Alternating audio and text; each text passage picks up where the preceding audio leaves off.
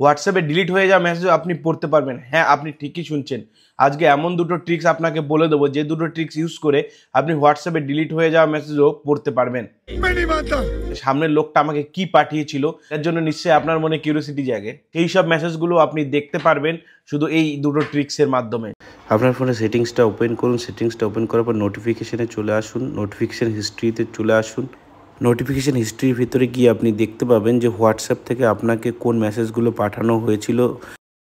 এই ট্রিক্সটা যদি আপনার ফোনে না দেখায় তাহলে এই দ্বিতীয় ট্রিক্সটা আপনি ট্রাই করুন। এটার জন্য আপনাকে কম্পিউটার ল্যাপটপ থেকে WA ওয়েব প্লাসটা ওপেন করতে হবে। এখানে ক্লিক করতে হবে। এখানে রিউজ টু ডিলিট মেসেজের বক্সটা টিক করতে হবে। এখানে আপনার হোয়াটসঅ্যাপটা ওপেন করলে এখানে আপনার ডিলিট হওয়া মেসেজের পাশে দেখিয়ে দেবে যে আপনাকে কি লেখা হয়েছিল। অতএব ভিডিওতে কমেন্ট করে জানান এই ট্রিক্স দুটো আপনাদের কেমন লাগলো, আর প্রচুর পরিমাণে শেয়ার করুন যাতে সবার উপকারে আসতে পারে। আর এরকম ইনফরমেটিভ ভিডিও আরও দেখার জন্য আমার এই চ্যানেল পেজটা